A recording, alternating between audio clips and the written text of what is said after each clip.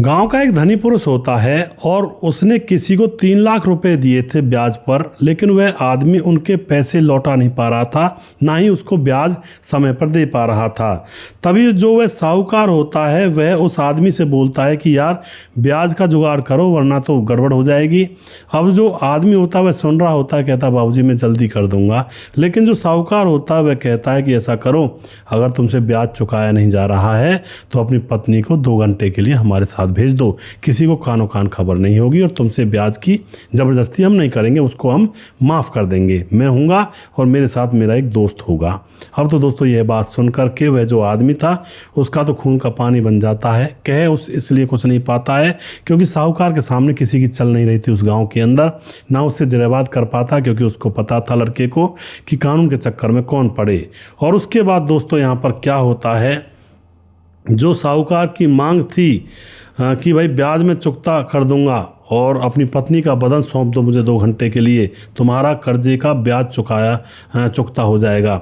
अब यहाँ पर ये कहानी रचती तो है, ब्याज माफ़ भी होता है और वह आदमी अपनी पत्नी को इसके कमरे में भेजता है और ये दोनों, यह एक साहूकार, इसका एक दोस्त था बूढ़ा, वो भी उस लड़की के साथ गंदा काम करता है और उनका ब्याज माफ़ करता है। मगर दोस्तों उसके बाद यहाँ पर क्या होता है पूरी कहानी आप जानिएगा।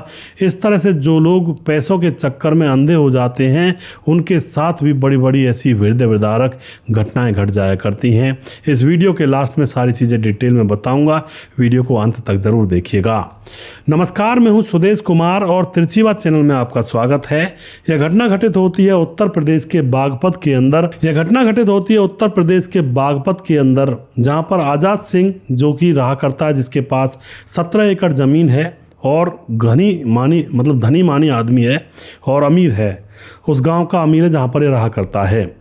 अब आज़ाद सिंह जो होता है इसकी पत्नी है और इसका एक बेटा है, और पत्नी और बेटा कार से कहीं बाजार जा रहे थे तो रास्ते में उनकी कार का एक्सीडेंट हो जाता है और माँ बेटा दोनों की कार एक्सीडेंट में मौत हो जाती है।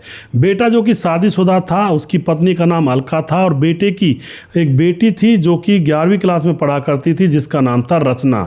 अब घर के अंदर ससुर आज़ाद सिंह, उसकी बहू अलका और उसकी पोती रचना जो कि 11वीं क्लास में पढ़ा करती है और ये पढ़ने में बहुत ज़्यादा होशियार है। यह लोग घर के अंदर रहा करते हैं, पैसों की कोई चिंता नहीं है, पैसे के लिए सब कुछ जो भी खाना पीना होता है सब कुछ टाइम पर आता रहता है।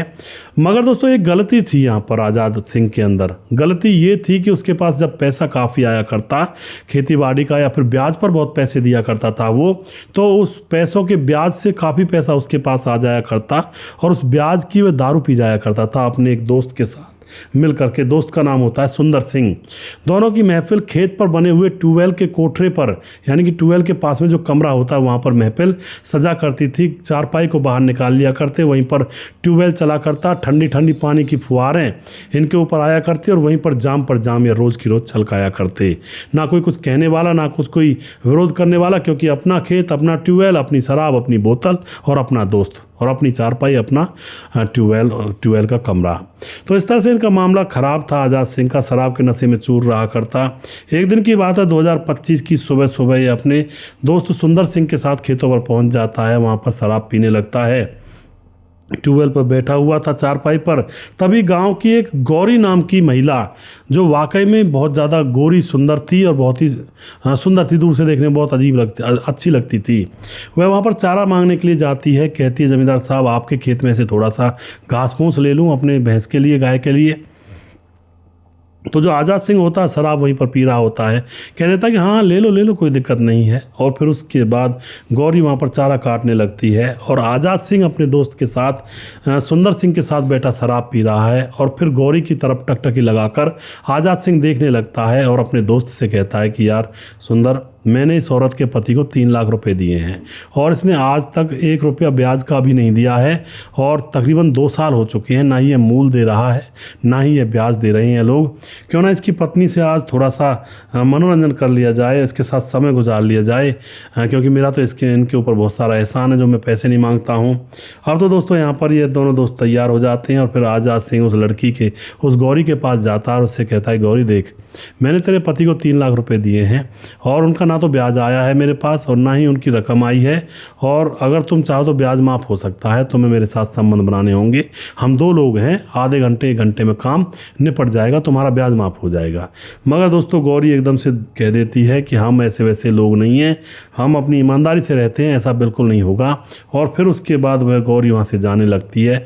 मगर जो आज़ाद सिंह है वह धमकी देता है कि देखता हूँ तू कैसे मेरे अंडर नहीं आएगी, और मैं देखता हूँ शाम तक तू मेरे साथ होगी, इसका मैं वादा करता हूँ। ऐसे ही धमकी देकर वहाँ से चला जाता है। और उसके बाद दोस्तों वही बात होती है, शाम के समय जमींदार आज़ाद सिंह उस महिला के पति के पास जाता है और उससे कहता है कि यार ना तो ब्याज दिया तुमने और ना तुम मूल दे रहे हो, और जल्दी करो, कुछ ना कुछ दो मुझे, मैं आज लेकर जाऊंगा। अब जो पति होता है गौरी का, जिसका नाम था अमित, वह तो घबरा जाता है, कहता है जी जमींदार साहब मैं कहाँ से पैसे ला कर दूंगा, मेरे पास जुगाड़ नहीं बना, वरना मैं पहले ही दे देता।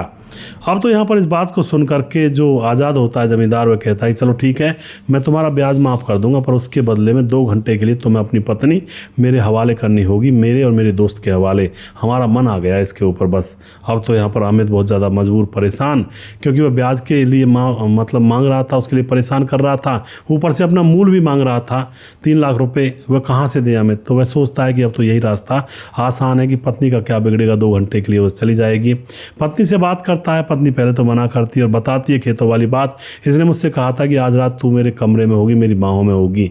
तो अब अमित कहता है कि अब जो भी है सो भी है, इनके हमारे ऊपर पैसे हैं, ना हम कर्जा दे पाए हैं ना हम ब्याज दे पाए हैं, और तुम 2 घंटे इनके साथ गुजार लो। अब तो दोस्तों उसी घर में गौरी अपने कमरे में चली जाती है, कहती है चलो ठीक है तुम्हारी बात मान लेती हूँ।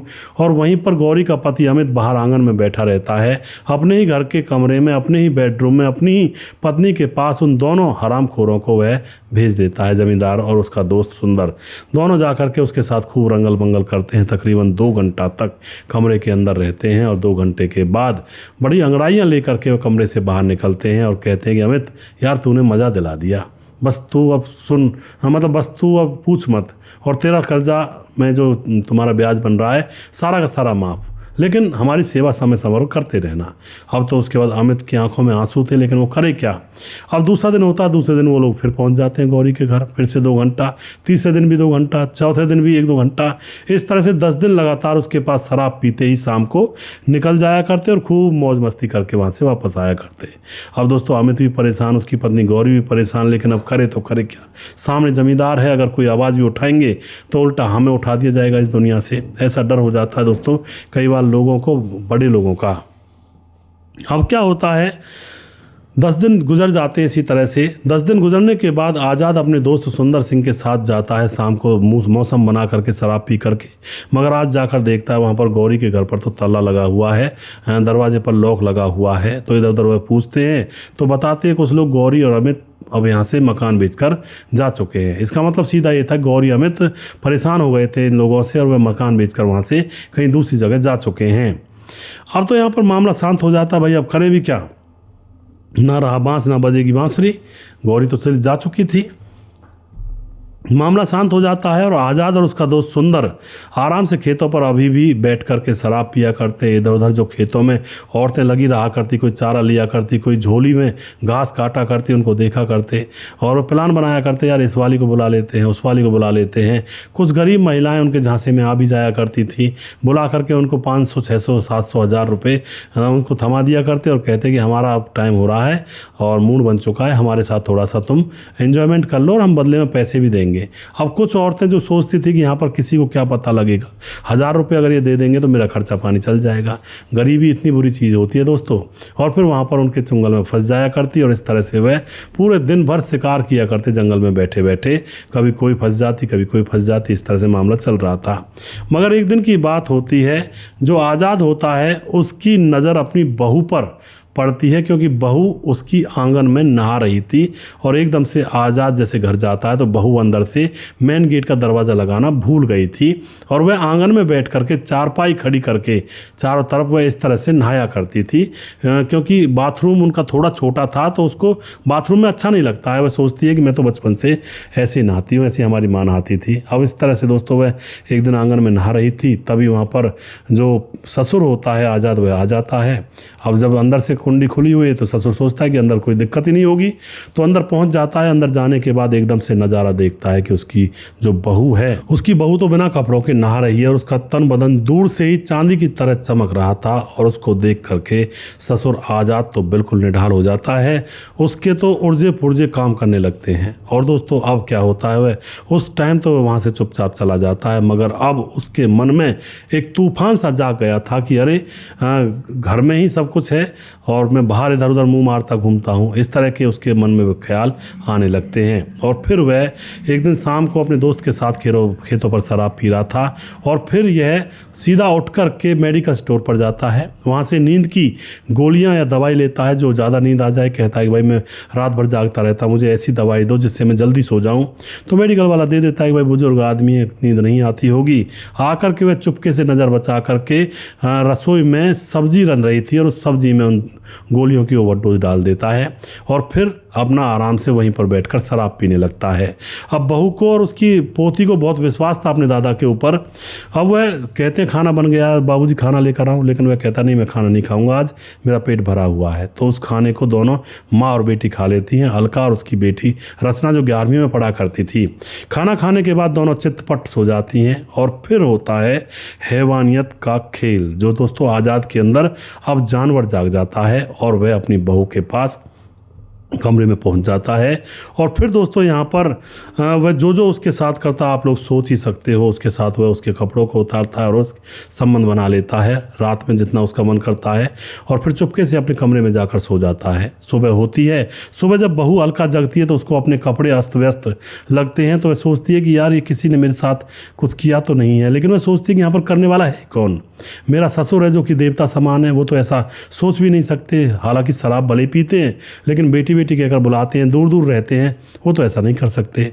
अब जो अलका होती है वह सोचती है कि शायद मेरा वहम होगा, मैं पेशाब करने के लिए उठी होंगी, जगी होंगी, तो नींद में आकर के मैंने एकदम से ऐसे उल्टे सीधे कपड़े पहन लिए होंगे, क्योंकि उसको नींद बहुत आई थी। तो वह सोचती है शायद ऐसा ही होगा। उसके बाद तो दोस्तों हर रात ऐसा ही होता। हर रात ये नींद की गोली सब्जी वगैरह में मिला देता और अपने लिए सब्जी बाहर से ले आता। कभी ये कहता कि आज मैं ये खा लूँगा, तुम अपनी सब्जी खा लो।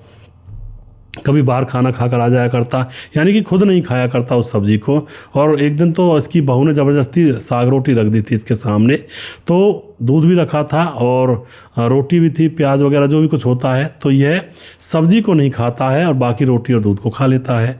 अब जो बहू होती है वो पूछती भी बाबूजी सब्जी का स्वाद नहीं थी। वह कहता स्वाद थी बहू, लेकिन मुझे छाला हो रहा है मेरी जीभ में और मैं ज़्यादा तीखा खा नहीं सकता हूँ, इसलिए छोड़ दी है मैंने। इस तरह से मतलब यह अपना बचाव करता रहता है 10 दिनों तक। 10 दिनों तक इसकी हर रात रंगीन होने लगती है। अब अलका सोचने पर मजबूर हो जाती है जो बहू होती है कि यह मामला क्या है, रोज़ रोज़ मेरे साथ होता है, रोज़ रोज़ मैं ऐसे तो नहीं कर सकती। अगर मैं ही नींद में अपने कपड़े पहनती हूँ तो ऐसा तो नहीं हो सकता। उसको शक हो जाता है। बेटी को भी यहाँ पर इसने नहीं बताया था अभी। अब सोचा ये क्या है, क्या मामला है। तो उसके बाद दोस्तों काफ़ी दिन अब और गुजर जाते हैं और काफ़ी दिन गुजरने के बाद अब जो ससुर होता है वह सोचता है कि देखो बहू से तो मैंने जो कुछ काम निकालना था निकाल लिया, अब पोती भी उसी लायक हो रही है, इसके साथ भी वो काम निकालूंगा। यानी कि वासना का खेल देखिए दोस्तों, माथे पर चढ़ गया बिल्कुल। और जो पोती है 11वीं क्लास में पढ़ती है उसको भी नहीं बख्शने वाला है। अब तो पोती के साथ भी वह कर्मकांड करने के लिए तैयारी बना लेता है और उसी तरह से वह अब मतलब नींद की गोलियां लाता है, शराब पी कर आता है और उनको सब्जी में मिला देता है। मगर इधर इसकी जो बहू थी अलका, वह देखना चाहती थी कि ये क्या होता है हमारे साथ और खाना खाते हमें इतनी गहरी नींद आती है। तो अब वह प्लान बनाती है, अपनी बेटी से बात करती है कि देखो मेरे साथ रोज़ कुछ ना कुछ होता है, कोई शायद मेरे साथ कुछ गलत करता है। अब जो बेटी होती है वह कहती है गलत कौन करेगा माँ, यहाँ कौन आ जाएगा, बाबा हैं यहाँ पर, वो अपने कमरे में लेटे रहते हैं। मगर जो बहू होती है अलका, वह कहती नहीं कुछ तो गड़बड़ है, आज ऐसा करना हम सब्जी रोटी खाएंगे नहीं और दूध पीकर सो जाएंगे और बस। और उसके बाद दोस्तों दूध पीकर सो जाते हैं। लेकिन नींद कहाँ आने वाली थी दोस्तों, बिना रोटियों की नींद नहीं आती है। कई बार जब शाम को खाना खाकर नहीं सोते हैं तो नींद आने में 2-2 बज जाते हैं। तो इन्होंने दूध भले ही पिया था लेकिन नींद नहीं आ रही थी और यही इनका मकसद था कि हमें नींद ना आए। तो अब दोस्तों रात को 12 बजते हैं। 12 बजे सुनसान था, बारिश हुई थी और झींगुर बोल रहे थे, बड़ी अजीब अजीब सी आवाज़ें आ रही थी, बारिश के मौसम में आती हैं। ससुर अपनी दारू ख़त्म करके उठता है और सीधा अब इन दोनों के कमरे में चला जाता है। एक ही कमरे में सोया करती थी दोनों, और जा कर के आज वह अलका बहू के बेड पर नहीं जाता है, आज वह अपनी बेटी जो पोती थी उसके पास बैठकर उसके बदन पर हाथ फेरने लगता है। मगर दोस्तों रचना भी जगी हुई थी, इधर अलका जो माँ थी वह भी जगी हुई थी, एकदम से जग जाते हैं। अब उनको पता लग जाता है कि यही दरिंदा है, हमारा ससुर ही है, हमारा बाबा ही है जो हमारे साथ ऐसा करता है। और फिर वहाँ पर कुल्हाड़ी उठाई जाती है, चाकू उठाए जाते हैं। रचना जो पोती थी उसको इतना गुस्सा आ रहा था, वह जैसे ही इसकी मौत हो जाती है कुल्हाड़ियों से वार करने के बाद, तो उसके प्राइवेट पार्ट को चाकू से अलग कर देती है। और फिर यहाँ पर शोर शराबा सुन करके जैसे कुल्हाड़ियों से मार रहे थे उस बुजुर्ग आदमी को, तो आस पड़ोस के लोग भी इकट्ठा होने लगते हैं। लेकिन तब तक इसका काम तमाम हो चुका था। आस पड़ोस के लोग आते हैं कि ये क्या कर दिया तुमने, क्योंकि ये खून में सनी हुई थी। ये कहती है कि हमारे साथ बहुत बुरा हुआ है, मजबूरी में आकर हमें कांड करना पड़ा है। ये अपनी पोती को भी नहीं छोड़ रहा था और मेरे साथ इसने कई रातें इस तरह से गुजारी हैं बेहोश करके। अड़ोसी पड़ोसी भी समझ जाते हैं मामला भाई गड़बड़ है।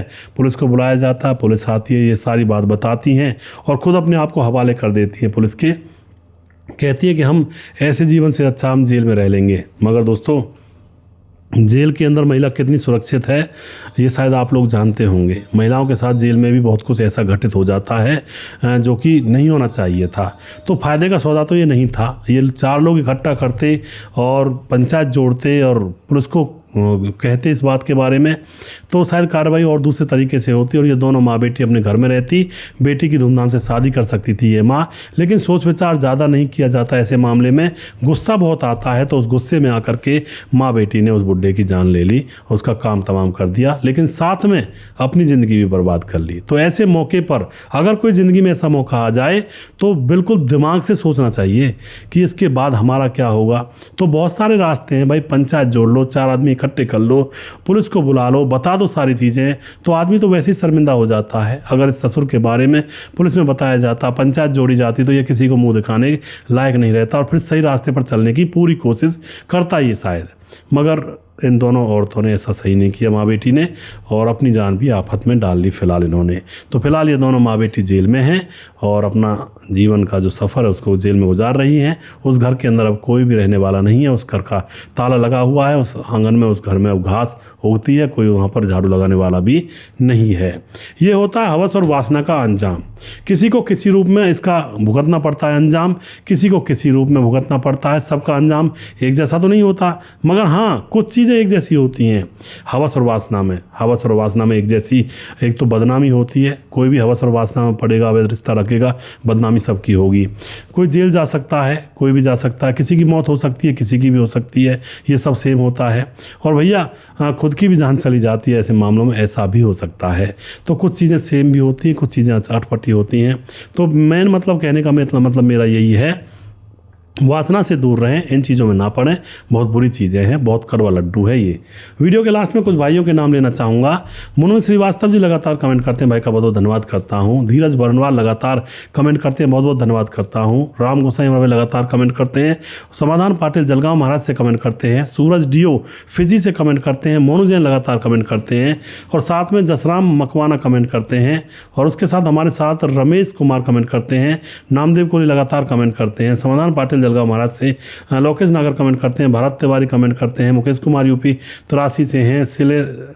सिलीसा स्टेशनरी कमेंट करते हैं और उसके बाद स्वपन डे गणेश सोनी कमेंट करते हैं। रघुवीर सिंह नेगी हैं दोबारा से, और जी उसके बाद हमारे साथ रजत सैनी कमेंट करते हैं। कपिल देव प्रजापति कमेंट करते हैं और उसके बाद हमारे साथ राम मोहम्मद यासीन लाहौर पाकिस्तान से, राधेश्याम शर्मा से जयपुर राजस्थान से, राजकिशोर चौरसिया महाबलेश्वर महाराज से, छगनदास खाटाबाद राजस्थान से, दुर्योधन भाई लगातार कमेंट करते हैं और सुशील चौधरी भाई लगातार कमेंट करते हैं। सभी हमारे साथ बने रहते हैं और सभी लोग अपना आशीर्वाद दें। गुज्जर चिट्टी जीबी नगर यूपी 16 से कमेंट करते हैं। बोलाई दास झारखंड से कमेंट करते हैं और भी जो भाई हैं उनके नाम मैं अगले वीडियो में लूँगा। बाकी जो नाम बचे हुए हैं अगला वीडियो ज़रूर देखिएगा। अगला वीडियो बहुत जल्दी फिर से लेकर आऊँगा। तब तक आप खुश रहें, सावधान रहें। जय हिंद, जय भारत।